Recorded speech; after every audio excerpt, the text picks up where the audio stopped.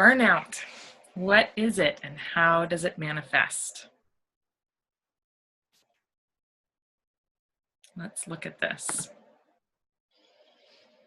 So this definition comes from Maslach, Jackson, and later. Some research that was done in 1997. It says burnout is a psychological syndrome of emotional exhaustion, depersonalization, and reduced personal accomplishment that can occur among individuals who work with other people in some capacity. What does this mean? Basically, burnout means you can't pour from an empty cup. It means that your output in terms of energy, in terms of caring, in terms of time, in terms of emotional investment, that output is more than your input. It's more than your nourishment, your support, the care that you're receiving, the emotional investment that you are giving to yourself. It means that your input is less than your output, which means that our cups get drained really quickly. So what are the costs of living in burnout? What are the effects? When we are burned out, usually we're not taking care of ourselves. This may be in little or in big ways. And so I want you to think about what are the effects on your life of not taking care of yourself. In my life, just a little bit about my story, this burnout became an issue for me about 10 years ago when I had grown up as the oldest of 4 children. And when I was about 5, my mom had a 19-month-old boy and twin newborns. And I was a really big helper. I was a great help to my mom, and I really took pride in being able to be there to support her and to just be really helpful. And a lot of my identity was based in that. So as I grew, I maintained that dependence on my worth being related to how much I could give to others and how much I could help others and how much I could put others' needs before my own. And I would imagine that many of you have a really similar story, maybe not in terms of birth order or how this started for you, but in terms of relating to putting other people's needs before your own and feeling really comfortable doing that. Although what we know is as we do that and the years compound, that creates such a deficit within us that we start to feel resentful of the people that we love and that we do want to serve.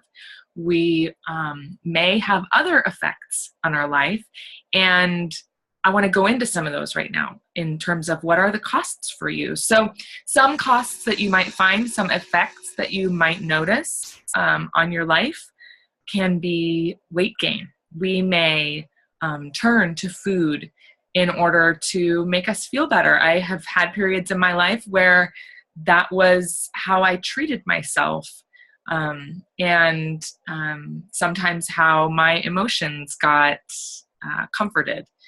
We may have pain in our bodies. Our bodies speak to us through physical sensation, and pain can be one of those ways. So pain might be one of the effects for you, one of the costs of burnout. Poor sleep. There are a lot of reasons for this, but one is that sometimes when we lie down at night to go to bed, that's the only time that we are quiet during the day, and the only chance that we have for our mind and our body to speak to us when we are available to it. And that can keep a lot of us awake at night with racing thoughts or sensations in our bodies that we didn't notice during the daytime. Some other effects could be stress, anxiety, depression, strained relationships, loss of income from missing work, feeling tired, premature aging, doctor's bills piling up, not being able to do the activities that bring you joy, feeling exhaustion, dealing with illness and or addiction. So I want you to think about what these costs are for you. And in the next section, you're going to have a chance to write some of these down. If you want to pull out your workbook, you can jot these down right now as you're thinking of them in the first activity. What are the costs to you? And feel free to pause this video at any time if you need more time to think about those. I just want to move on then. When you think about the costs and think about what burnout is taking from your life, I want you to also consider how committed are you to your own happiness, to your own health, to your own lifespan and your relationships and your finances. I want you to think about and make a commitment to yourself in terms of, are you ready to make changes that will actually make a difference in your life and that will actually bring you closer to equality in your input and your output? So take a second right now in your workbook to jot down, on a scale of 1 to 10, how committed are you to yourself? And I want this to be an honest answer. And if it's not 10, we're going to work on that in a minute.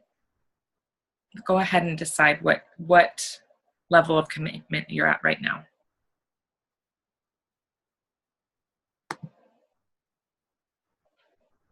So if your number is not 10, what is keeping you from committing? What stands in your way? I want you to jot down a few things that come to mind in terms of when you thought about your number and you wrote something that was less than 10, what determined that number for you? What had a bearing on that number? I'm going to ask you during the activity portion to share this with the group so that we can talk about these things that keep us from actually making changes that can help improve our health and our happiness. Because this is really the key, exploring these things. This is not meant to make you feel badly or make you feel like you're failing here. These are the gems that can help us these are the lessons along the path that need to be learned. They stand in our way for a reason, because there's something valuable here that we can learn in terms of our belief about ourselves, and our belief about our own limitations, our belief about the world, our belief about source and where our energy and our support really comes from. So you might discover all kinds of fascinating things as you explore this. So I invite you to take a few minutes and really contemplate, what are the things that keep you from committing? If you're already at a place of feeling like, I am a 10, I am committed, I'm doing something about this, I am not going to tolerate putting myself last anymore, because I see the ways that it affects my life. I see the ways that it keeps me from being able to be the person I want to be, from being able to live the purpose in this life that I want to live. I can see how it keeps me from that, and I am totally all in. If you are there, I want you to celebrate. I want you to feel in your body that the joy of knowing, of really knowing and deciding that you are worth it. I want all of you to feel that. So no matter where you are on this scale right now of commitment, we're going to get you there.